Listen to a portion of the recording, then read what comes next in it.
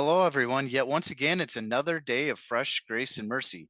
This is the Guilt, Grace, Gratitude podcast, sponsored by Logos Bible Software, where we bridge the gap to Reformed Christian theology for your listening pleasure.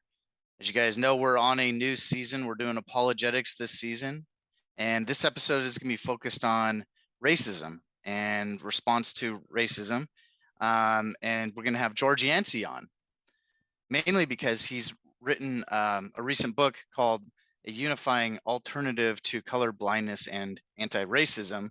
The main title is Beyond Racial Division, and it's published by IVP Press. So we'll have George help us with this conversation today. If you go to our show notes and hit the IVP Press link, you can get a copy for yourself of this book that George is mainly going to be referencing, or we're mainly going to be referencing. Both Peter and I just recently read. So we're bringing that kind of into this conversation, not limited to this book, but we're going to use it. And then some other references on how to contact us, how to find a local Reformed or confessional church to call home or reference to somebody else. So click that link, type in your zip code, find the closest churches near you. You can find out ways to how to stay up to date with what we're up to.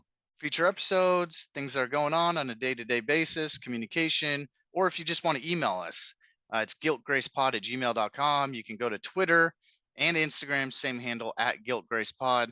You can go to YouTube and type in Guilt, Grace, Gratitude Podcast and hit subscribe.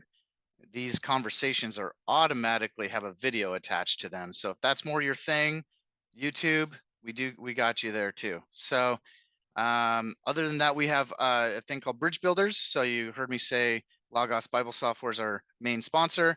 So there are an example of a bridge builder, and then halfway through this episode, you'll hear some words from some of our sponsors who are other bridge builders.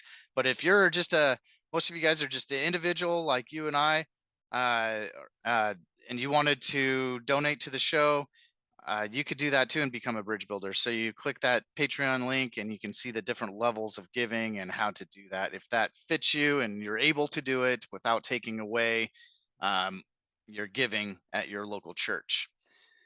So we will jump into this episode here and let Peter further introduce George Yancey today. Yeah, we have Dr. George Yancey, who's professor at the Institute for Studies of Religion at Baylor University, specializing in race, ethnicity, and religion, which is part of the reason why we have him on the show today. Works to promote collaborative conversation or collaborative communication, which is actually a big theme in this book as well, as a solution to racial unrest. His books include Compromising Scholarship, One Faith No Longer, Hostile Environment, Beyond Racial Gridlock, and Transcending Racial Barriers, amongst a bunch of different articles that he's written and a couple organizations that he helps as well. So thanks for coming on and talk about this topic, Dr. Yancey. Thanks for having me. Yeah, it's a pleasure to have you. We read your work. I've read a couple other things. I was pretty sure I read some stuff at Westminster about your work. But maybe first, before we get into our questions, maybe tell our audience a bit about yourself, your interests, your background, and what you currently do. Sure. Yeah. So I've been writing on race and ethnicity for quite a while, although I did take a long break. So about 25 years ago, I guess, I started writing on race and ethnicity to a Christian audience and academically studying and doing research on that topic. About 2010, I decided I hadn't had enough writing out race and ethnicity. So I decided I wanted to work on other things. And that's where I wrote some of the other stuff that you cited, on compromising scholarship and such. 2020, the summer of Floyd and Albury, God kind of got me back into doing racial issues. I thought I was done, but God said no. And that's sort of where I positioned myself to write this book, Beyond Racial Division, where I, looked at some of the changes that happened and so updated my approach, but also some of the research that's out there. And so that's where I'm at today. Awesome. Yeah, because it's for those who are looking at this book or looking at reading more about racism, racial issues, all this stuff, it's an extremely well-researched book, and it's not just like kind of anecdotal. This is what I think, but it's research, which I think is really helpful for those coming into this. You can go to different resources that he pulls from, and different studies that he pulls from. But I mean, I really appreciated that, where which anecdotes are great, but like there's a lot of solid research put into this that you can look into and say, okay, this is where he gets it from. Maybe this is something I can look into myself as well. Yeah, I am a social scientist, and so I do want to pull from research. I'm a Christian, and so I pull from theology. And Yep. well, there is a place for the antidote, but yeah, I definitely want to. I want people to know it's not just me thinking; it's what other people have done with the research that we're looking at too. Yeah, absolutely. Yeah, and this question might be a little redundant, but just think of it as more peeling the onion back on on Peter's first question. So, with your background, you explained you're also with your Christian faith, and you are Christian here in Focus as well. So you are a believer, a fellow brother in Christ. And so a little bit more about the recent book, what pushed you to write a book on the topic of racial division and better way forward, and some of the maybe content that's in the book. Yeah, maybe to add on to that real quick, like, because I know you've written on it 20 years before, so maybe like what got you into the very first place, and also what got you into writing this book as well. Well, the thing that really got me involved with race in the first place was a broken relationship. I grew up and I felt that, yeah, I'm Black, and yes, I faced racism growing up. But I also felt that, I wasn't a slave, I wasn't living Jim Crow, so I'll face racism and I'll overcome it. And, I got a college degree, first one in my family, was going to grad school, was successful there. And then I fell for a woman, and her mom, for lack of a term, was just a racist. And so I felt, well, I could win her over, but I couldn't win her over. And that experience, I realized, was a very important turning point in my life, because it showed me just how pernicious racism is, and that you can't always overcome it. And that got me into studying racism, understanding as a Christian. Back to some of my Christian friends around me, I was disappointed. And that got me into dealing with race initially. I got to where in 2010 I felt like I said all I had to say on it, so I wanted to study other things, so I did. 2020, for whatever reason, because we've had shootings before, we've had you had Michael Brown and you had other shootings before, but something about the Albury and then the Floyd just really kind of triggered something in me. And I actually pulled away for a little while. When I got back, I found there was more interest in what I had to say, and I knew what was out there was not working. So I felt a call, do I get back into this? Do I jump back into this? And I kind of didn't want to. I didn't want to write another book. My wife actually wanted me to write the book, and I didn't want to write the book. And so we compromised, and I wrote the book. You always listen to your wife. Yeah. But I think it was an important book to write because, I can refer people back to the book I wrote in 2006. And I think it's very useful still. But still, you would want something updated, and I've learned more since then. So that made me want to put something new out there that I think might offer a path away from what we're doing today, which is just polarizing ourselves. Yeah, that's helpful background, and I think it's an important conversation to have, and especially for apologetics. And those may wonder, like, why are we talking about racism and apologetics? I think most people just think it's apologetic methods, but we were talking pre-recording. I think this tends to be a more pervasive question among non-Christians about the Christian faith, is that I think there's kind of this wrong assumption, but an assumption nonetheless, that the Christians tend to be racist. And I think this is a question that we have to wrestle with, and a topic we have to wrestle with. And so that, I think that brings me to the next question. For those on the outside looking in, those who don't confess Christ, racism has cropped up as a big issue. And I think we talked to other people before. I think for us who we're not Black, it's for us, I think it tends to crop up as an issue for us. But for those who've always dealt with this, it's always been an issue.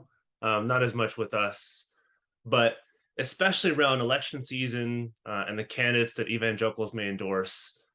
So based on your research and personal experience, what do those outside the faith usually think about Christians around these racial issues?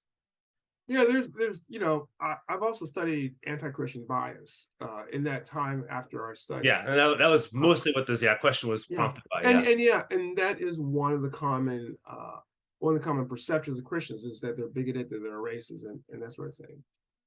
So that's pretty common. Now, we'd be remiss not to say that there's a racism problem within Christianity. Hmm. There is. The question is it worse in Christianity than outside Christianity? Uh, I think that's a mixed bag. I think there's some research that suggests that it may be, other research that suggests that it's not. Mm. So I think it's a mixed bag on whether it's worse or not. Like what I say with more confidence is that Christianity itself does not lend itself to racism. Yeah. In part because when it developed, the whole notion of race was not out there. We didn't have a notion of race in biblical times. So you have that. And when you think about it, whites are actually less likely to be Christians than African Americans and Hispanic Americans. Yep. So if Christianity, the religion itself, was bent towards racism, one would think that would not be the case. Exactly. So I think you're on comfortable ground saying Christianity as a religion is not racist. I think it's a mixed bag. I mean, I'm thinking of research that suggests that Christians are more vulnerable to racism, depending on how you define it. I can also think of research that shows, what we call intrinsic Christianity is not that vulnerable to racism. Extrinsic Christianity is. So I think that's a mixed bag as far as we look at Christians today. And to the degree it's a mixed bag, I think it is I don't know how to put this, a confrontation for us as to why it is a problem that we have this problem with racism, since our religion does not lend itself to that. Yeah. I think that's a challenge to us. That's probably what I'm looking for, a challenge to us. Yeah. To really think about those sort of things. And at least historically, it hasn't been the case because Christianity came from the Middle East, and then first hit Africa, first hit Egypt. Yeah. Historically, like blacker or more colored or whatever it is, people groups, and then it finally hit Europe a few centuries later. So it started from those who were not white, and then kind of moved into those who are white. So if that's our history, then kind of where are we kind of moving from now? I think you look at our history, and I think you can see the sort of dynamics. All right, so there's a lot of historical documents of Christians supporting slavery based on the Bible. Yeah. But on the other hand, the abolition movement started off, for the most part, as a faith-based movement. Yep. The Christians were really running the abolition. So, are Christians more racist? Plenty of evidence that Christians in the South use their faith in order to support racism. Yeah. Now, I don't think they were getting it from the intrinsic part of what Christianity is, but they're using their faith, just like they use evolution to do that as well. Yeah. On the other hand, you have Christians, the Giltgracepod sisters, Wilberforce, these Christians who are actually pushing to the end of slavery based on their faith as well. Yep. Totally. Yeah, that makes sense, because unfortunately there's some people that claim to be Christian that try to redefine certain things that are in the Bible to support things like modern day slavery, when biblically slavery was completely different type of situation, context. So and also I really think it's great, as Christians we know that God's family, us being brothers in Christ and brothers and sisters in Christ across the world, isn't held to national borders, or it's all nations and all tongues. So if we really are truly Christian, it like you said, Christianity itself is very anti-racist. But unfortunately, there are people out there that claim to be Christian that try to redefine it into their own context. So yeah, good. Oh, go ahead. One of the questions that I know people get is Christianity supports slavery, that it goes back to the Bible. Here's the thing you have to remember about this. That is taking us in the 21st century and projecting it back there. And here's what I mean by that. The Christians back there were not in the position we're at. If there was slavery in the United States today and Christians were voting for a pro-slavery candidate, you got something. Christians could not vote back then. The challenge Christians had back then was, okay, what do we do with people who own slaves and people who are enslaved? And how can we have one community? Now, I think that's a different question. And to try to pose our question back then, I think is not an accurate thing to do. Mm-hmm. And I think by and large, we look at the reasons of Paul, it was not an endorsement of slavery, it was an endorsement of building community. One could struggle with that, but it's not the same thing. I think we have to be very careful about that. Exactly. Yeah. Yeah, and you argue two predominant paths of colorblindness and anti-racism have not worked and will not work to solve our problems and heal pain around racism, resulting from a thoroughly racialized society. How can you define both colorblindness and anti-racism and what your proposed solution is for a better path forward? Sure. So colorblindness is probably the easiest to define. It's just the way we defeat racism is we ignore race. Mm-hmm. So that, when I look at a person, I don't see their race. I'm not treating any differently by race. And so let's not even bring up race as a conversation. Mm-hmm. Don't tell me you need to bring up race to describe, someone running away from you to the police or something like that. Then, we don't need to describe race. That's colorblindness. And there is a little more complicated. In order to get an understanding, I read the literature on anti-racism by people who wrote it, Mm-hmm. who were advocating. They said they were anti-racist. So this is not like CRT where people are saying, hey, these people are not CRT. They don't even claim to be CRT. These people who claim to be anti-racist.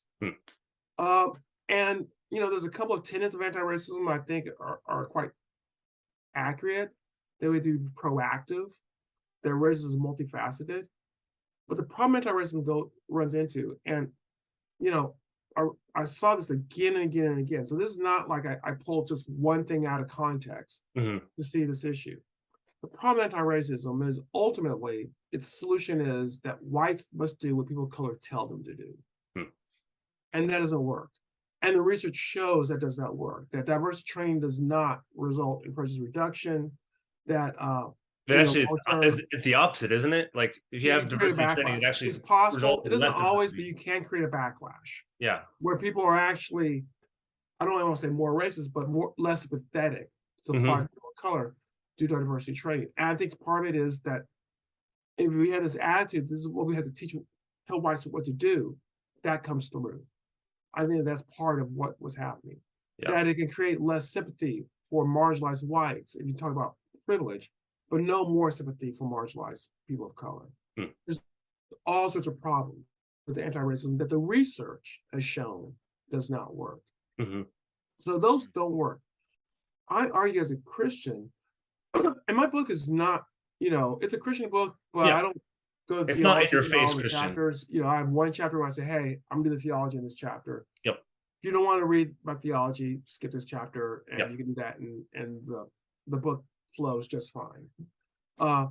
But as a Christian, we should know that those are not going to work, because human depravity means when we say we're the solution and we're going to impose it on others, and both groups try to impose their solution on others, we say that does not take into account that we as fallen creatures often have our own blind spots that we don't see, and that we're going to try to put solutions that are going to work for us, not necessarily for everyone else. So my approach is that we got to have better conversations. We can't just talk at each other. We have to talk with each other. And we can't just say, I have the solution and you have to do my solution, and then we have racial harmony. Even if I had the right perfect solution, me just saying that is going to guarantee a backlash, a pushback. But if we can come together to find solutions together, then we all have skin in the game. And then we all can work together. And to me, building community is the way to stop our move towards polarization. Yeah, that's helpful. Yeah, before next question, maybe to tie it up, it's so what you're saying is colorblindness is like, let's not even talk about race. There's no distinction. And so like you kind of lose like personal qualities, and this is my background, I bring this to the conversation. Like those are flattened. So there's nothing you can really talk about. And so you just kind of avoid it. If race comes into the conversation, let's just not talk about that. It's also problematic. It's also problematic because it has an assumption that your race doesn't matter in your society. Yeah. And there's a ream of research showing that it does. It impacts our life chances. Yeah. And anti-racism, like you're saying, is there's the dominant group and there's the there's the dominated group, and so the dominated group or the minority group, whatever you want to call them, they now control the conversation. They tell the ones who were formerly persecuting them or being racist towards them, whatever it was. They now have the right to basically tell them whatever to do, kind of like following whatever you do. And the people who are talked to, like, they're just told, hey, submit, just listen, and like you don't really have a voice in this anymore. Yeah, I think that's basically it. I don't know people who, I'm trying to think. They wouldn't say that, but I think that's like where like right. I think that's what comes through. Now, the only thing I would say to hedge on is, can do whatever they want to say. I think some people would hedge on that, saying, no, we're not saying that, like you have to kill yourself or something like that. I mean, I think people could take that to a ridiculous amount. But if you really look at the literature, I mean, literally, it's like, hey, whites, why aren't you doing what people of color want you to do? Why aren't you giving money? Why aren't you listening and trying to do better? Why aren't that comes across again and again. Yeah, again. it's just a one-way conversation they may versus dialogue. Yeah, that the people of color can say literally anything. And some people would hedge at that, but it really comes across that the role of whites is to do what people of color want them to do. I think the assumption would be that people of color would not be unreasonable, which once again does not take into consideration human depravity. Got it. Okay. Mm-hmm. And inevitably with this topic, at some point, politics is going to be part of the conversation. It's kind of in our culture, in our waters, it's going to be mixed in. Whether it's the left or right, both are probably guilty of, having some sort of political agenda drive what the conversation should be, versus what's good with being Christians is you can talk about politics for a while, but you're ultimately going to be leaning on scripture. And how like, maybe this is good advice even for other authors too. Like, how did you know deep down where your limit was on talking about the current context and politics and culture, and be like, okay, I'm not going to go any farther. I'm going to really lean primarily on scripture. Yeah. Especially concerning your chapter on the theological understanding of your approach. Are there parts of scripture that you find most helpful, even not just in this book, but in your life, that you turn to the most often? Yeah, as I think about it, I think that I try to avoid partisan politics in this book. I really try to avoid, because I think that I don't want to signal to this book, this book's for conservatives, this book's for liberals. I think you thread that needle pretty well. What? I think you thread that needle pretty well. It's hard I try, to figure out I try to stay out of the current political situation of the day. I didn't know there's one section where I asked people why they voted for Trump, because I wanted to illustrate, listening to others. Other than that, I really try to stay away from politics, because I don't think that is the solution either way. I think that what is key is, I think there's a danger, and I know sometimes Christians have done this too, and I'm not excusing us. There's a danger in being so confident you're right that you can do whatever you want to get people to follow along. I think that happens in our politics and our racial conversations and a lot of things. I enter this thinking, I have my own arguments, I have my own ways I think, but I am not 100% sure I'm correct. So I have to leave it open for the fact that I need to be corrected sometimes. I think if we approach everything like that, then we can learn and we can work together. I think when we are confident that we cannot learn from others, I think that's when we have problems. Yeah. Before we move on, any just kind of the last part of the question too, any parts of scripture that you're kind of be your lifelong favorites that you keep going back to? I look at the themes that I see, as far as human depravity. The Bible talks about, that we should esteem others before ourselves. As far as a specific Bible verse, I can't think of one off the top of my head, but these are just, I come back again and again on how, as Christians, our job is to recognize the depravity to value others, to serve others, image bearers, and to see them in that way. And that's a sort of what I try to use to keep me humble. Mm-hmm. Cool. Yeah. And that bridges well into my question, because knowing that we're depraved, knowing that we're sinners, there is going to necessarily be some blind spots that we don't see. You said this yourself too. And I think as well, and it's harder for those who are on one side or the other to admit that there's strengths on the other side, which is something that you talk about in your book. So how is it, like, what are both some potential blind spots as well as possible strengths in both the colorblindness, quote unquote, and anti-racist, quote unquote, camps? And attached to this question, how would you, and you talk about this in your book, how would you best engage in conversation with people who align with either camp? Yeah.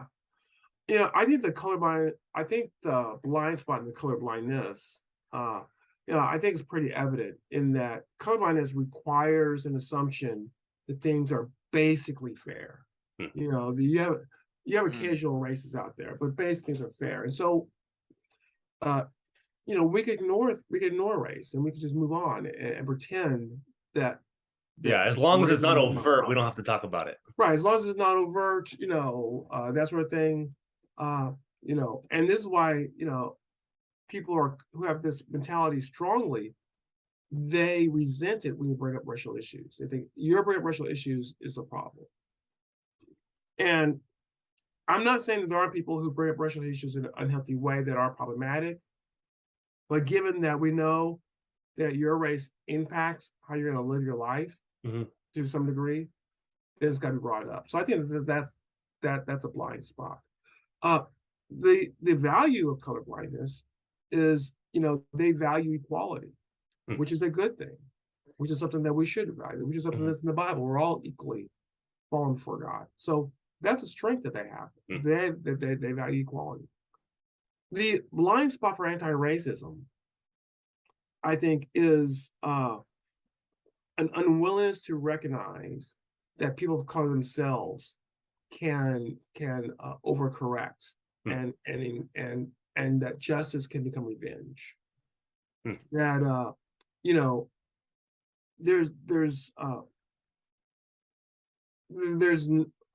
there's no really accounting for when I'm reading some of the stuff on anti-racism, I think, okay, what mechanisms do you have in place that this is not abused? What mechanisms do you have in place? If you're telling whites to listen to people calling do better, as what D'Angelo tends to do, what mechanism do you have in place that person called does not use that to abuse that white person? And are you going to assume that that's not going to happen? Because that's going to happen, because people of color are no better or worse than anyone else as far as when it comes to moral. I think that's a huge blind spot. I mean, that's why a lot of the programs fail. The strength of anti-racism is that it does recognize the need for justice, that we do have to correct, the harm, and that those who misuse others should face justice, and the innocent should receive. I think that's a great thing. So one way to look at it is, colorblindness gives us equality, and racism gives us justice. Both of those are good qualities. But, if you just concentrate on equality, and you forget about, the inefficiencies of our system and how it's not always fair, then you're going to be unfair. Just concentrate on justice, that can spin out of control and turn into revenge. There really needs to be a balancing. And to me, the balancing comes in the conversations. I tell people, there are times where I'm colorblind. When I'm grading my students' tests, their race will not impact their grade. The quality of their work is going to impact their grade. There are times when I'm anti-racist. When I'm looking at some of the injustices that are out there. So I'm not saying that these things are unreasonably evil and, with no redeeming value. I think they have value. But like most things, if you lack nuance, it can spin out of control. Yeah. You talk about in your book too, before next question, that there's some of the organizations that you're part of or that you've seen that have done this well. So maybe if you can shout out, like, how has this been done well that we can look to? It's like, oh, this is a good example of how we can do this. There's an organization out, I think it's in Los Angeles, called Game Changers. that brought together people with the community and police officers. And at least they've had some short-term success with that. So that's been an interesting organization. I think Rebel Angels, I've become more aware of them. They've not touched on racial issues, but they've been leading productive conversations. I think that they've done some good stuff as well. There are some churches that had, that become multiracial. I used to write on multiracial churches, study them. Yep. And they found out ways to have healthy conversations. So we can see it here and there. It's not systematic in our society. We can see it here and there. But there's some organizations that are starting to do that or have done some work in this area. Gotcha. Yeah. Oh, go ahead. Yeah, and I think what you're saying, especially from a Christian perspective, is kind of like in the same vein as, Dr. King's message too, just representing, how to, you know, be a Christian first and work across, work across race lines and everything. So, no, it's a good message. It's and knowing that I don't know if you had any, that was kind of like a random comment. I don't know if you had a response on that before I jumped into a question. You talk about Dr. King a little bit in your book too, and a few others, and how he's been either misused or how he's used correctly. Talk about that too. That's why, kind of put that in there. Yep. Yeah, I mean, I think King, while like the rest of us has flaws, not perfect. I think his direction, because King was, if you look at, the Student National Coordinating Committee, or you look at, Malcolm X, and you look at one of the other movements, they were much more of, this is a Black movement. And King was, this is a movement for everyone. We're going to take in everyone, and we're going to move forward. Now, it's at a different time. And it's a time where that's where a protest was necessary, because you're clearly going against an overtly racist system. Exactly. Yep. Yeah. But even in that protest, what he wanted was to have, bring people together. I think that we have to think along those lines. I'm not saying that we need to bring people together in a protest, because protesting, I think, has limited value today. Mm-hmm. I do think that that we need to find ways to bring people together to have communication, so that we can correct some of the remaining inequities we have in our society. Yeah, that makes sense. There's, like you said, there's movements have their strengths and their weaknesses. So there's some that have strengths, like promoting more justice into the world and conversations, but there's also the weaknesses where it tends to be dominant on one voice or dominant on one background. So you were saying, there's different movements in the 60s when, again, racism was more overt because the laws were actually overt, kind of in your face, racist. But Dr. King, instead of being like, we're a Black movement towards Black values, which were necessary because those were actually being kind of pushed against or pushed back on. But he said, no, we have people from every tribe, people, tongue, nation, and we're working to promote unity in society versus just for one people group, though they were still being more overtly pushed against at that time. Yeah. He was much more unifying message for sure. So it's good. Thank you for, you said so much better than me. Catching his drift. Yep. No, I was talking to George. He said it's so much better than me, but it's Peter. You did it too. That was good. So your book, or any book focused on racism, ethnic division, culture, you see it on the bookshelf, it might trigger some people. It might stir something up. They might have some sort of reaction from all sides. It's just kind of maybe a human. I don't know if it's in the culture today where it's just like out there so much where people might have a natural reaction to it.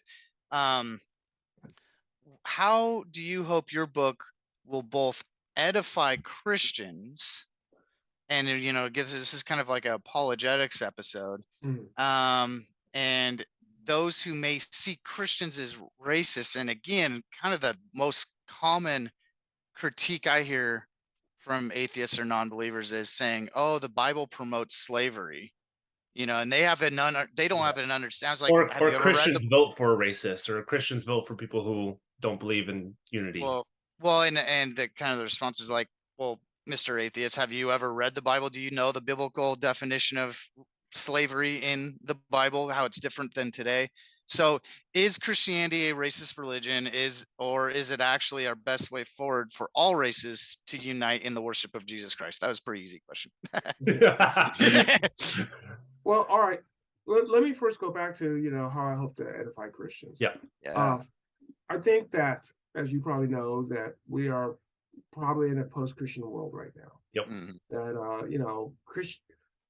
we can go into exactly how that's happened and what it looks like. We're in a post-Christian world where being a Christian isn't necessarily to your advantage in our society, whereas Right. in the past, it was more likely to be to your advantage. Yeah. So, we have this post-Christian world. In a post-Christian world, people are not going to come to your churches just because they feel obligated to. 40, 50 years ago, people felt obligated to go to church. They're not going to do that. And, maybe you could reach them there even if they weren't a Christian. So people are going to come to church or come to us if we offer them something they can't easily get outside the church. Mhm. I believe that Christianity offers the keys to deal with racism. Mhm. If Mhm. we lived it out, then in a post-Christian world, we are offering people something they're not getting outside. And you can't get outside. Yeah. When you just imitate, be it colorblindness or anti-racism, what the world's doing, why would people need to go to church for that?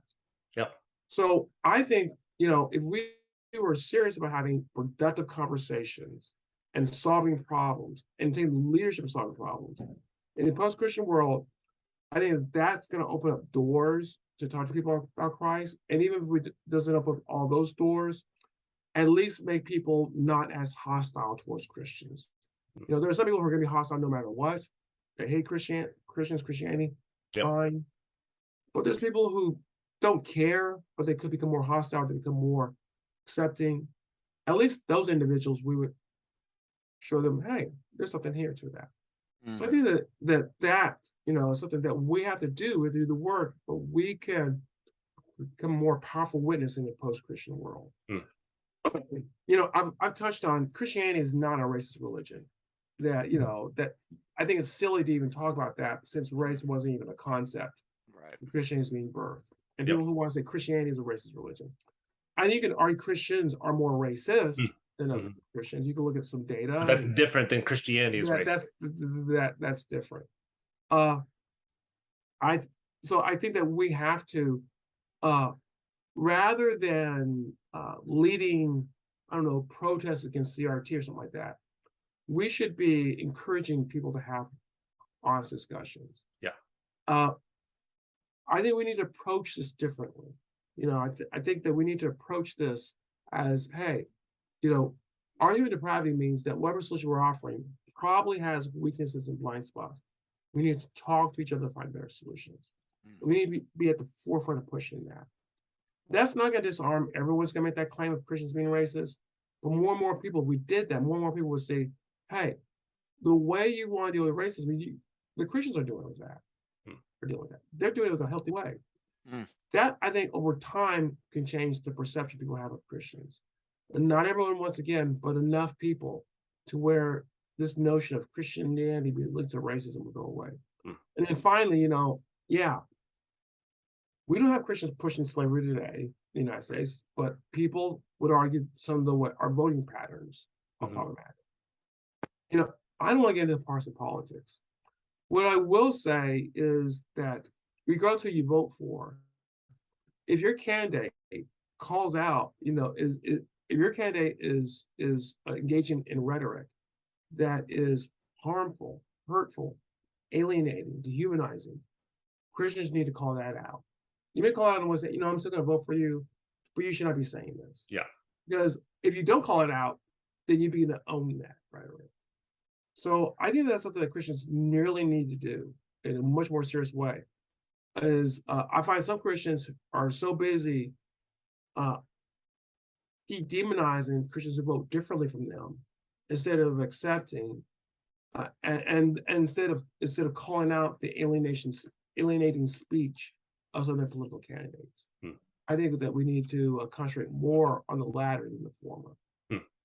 Yeah, because you can find. Yeah, keep going, Nick. I was just I like what you're saying, just like a natural reflection on that is it's calling us to be salt and light in the world, you know?